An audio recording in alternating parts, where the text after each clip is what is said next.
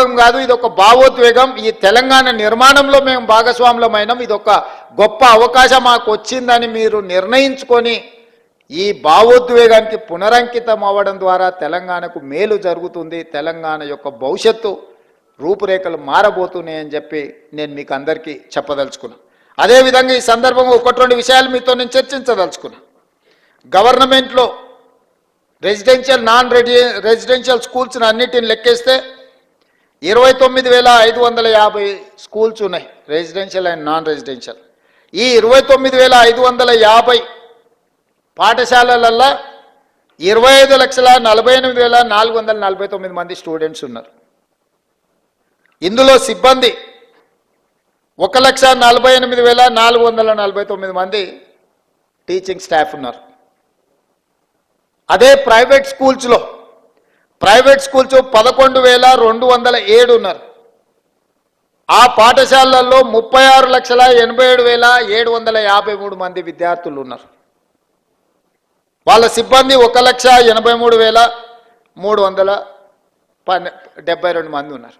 నేను ఈరోజు మిమ్మల్ని అడగదలుచుకున్నా, దాదాపుగా 30,000 పాఠశాలల్లో 25,50,000 మంది విద్యార్థులు ఉంటే 11,800 ప్రైవేటు పాఠశాలల్లో 36,87,000 మంది విద్యార్థులు చదువుకుంటున్నారు. అంటే మనకంటే ప్రైవేటు పాఠశాలలు గొప్పవా? మనకంటే విద్యా ప్రమాణాలు ఎక్కువగా ఉన్న సిబ్బంది వాళ్ళ దగ్గర ఉన్నారా? మనం ఎందుకు ఆ ప్రైవేట్ స్కూల్స్తోని కాంపిటీట్ చేయలేకపోతున్నాము? మన కాంపిటీషన్ ఎందుకు వాళ్ళతో పోటీ పడే విధంగా లేదు? ఎక్కడ లోపం ఉన్నదో దాన్ని ఆత్మ పరిశీలన చేసుకోవాల్సిన బాధ్యత ప్రభుత్వానికి, మీకు మాకు ఉన్నదా లేదా ఒకసారి ఆలోచన చేయండి అని నేను అడుగుతున్నా. ఈరోజు ప్రైవేట్ స్కూల్స్ చదువులు చెప్పే అక్కడ ఉండే ఉపాధ్యాయుల యొక్క ఎక్స్పీరియన్స్ కానీ వాళ్ళ చదువులు కానీ మీకంటే ఎక్కడ ఎక్కువ లేవు. నేను చాలా పాఠశాలల్లో వివరాలు తెప్పించిన, కానీ ఫోకసే ఎక్కడో మిస్ అవుతున్నాం. దీన్ని సరిదిద్దాల్సిన బాధ్యత మన అందరి మీద ఉన్నది. ప్రతి సంవత్సరం ప్రభుత్వ పాఠశాలల్లో విద్యార్థుల యొక్క చేరిక తగ్గుతూ వస్తుంది. విద్యా ప్రమాణాలు పడిపోతున్నాయి. ఇది ఆందోళన కలిగించే స్థాయికి చేరుకున్నాము. విద్యా ప్రమాణాలను పెంచడమే కాదు, విద్య ప్రభుత్వ కేటాయిస్తున్న నిధుల్ని మీరు లెక్కేయండి. ఈరోజు రెసిడెన్షియల్ స్కూల్స్లో నాకు తెలిసి ఒక్కొక్క విద్యార్థి మీద 40,000 ఖర్చు పెడితే రెగ్యులర్ డే స్కూల్స్లో 80,000 నుంచి 90,000 ప్రతి సంవత్సరం ఖర్చు పెడుతున్నాం మనం.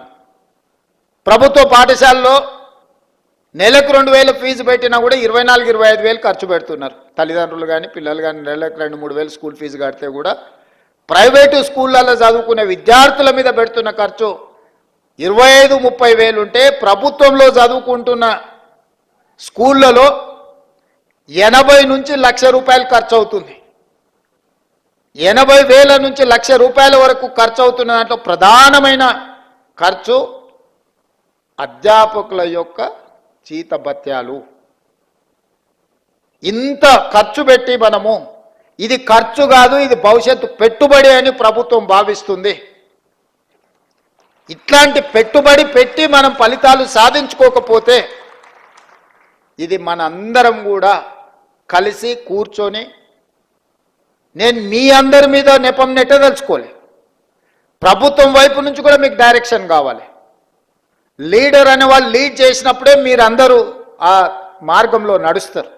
లీడరే డైరెక్షన్ లెస్కుంటే మీరు కూడా ఎక్కడికి వెళ్ళాలో మీకు గమ్యం తోయదు. డైరెక్షన్ లెస్ లీడర్గా నేను ఉండదలుచుకోలేదు.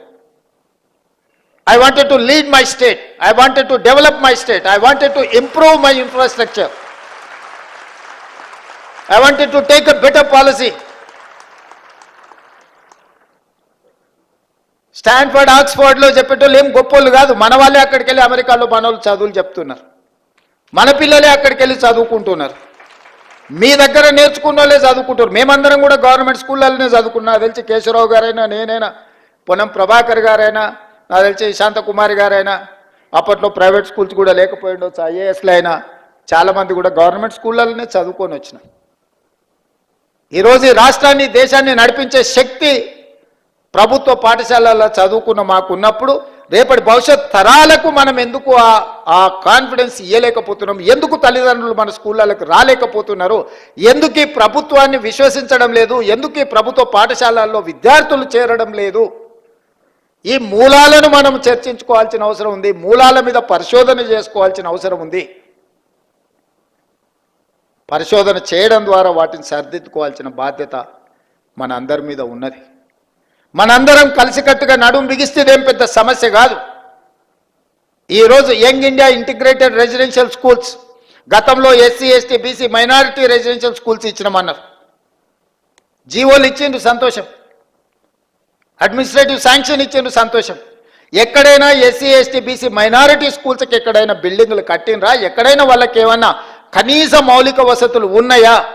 మూసేసిన పోల్ట్రీ ఫామ్లలోనో లేకపోతే 4 గదులు ఎక్కడైనా కొన్ని రాజకీయ పార్టీల లీడర్లు కట్టుకున్న దాంట్లో కిరాయికి పెట్టించి ఆ పిల్లల భవిష్యత్తును అంతా సర్వనాశనం చేసిండ్రు. అందుకే ఈరోజు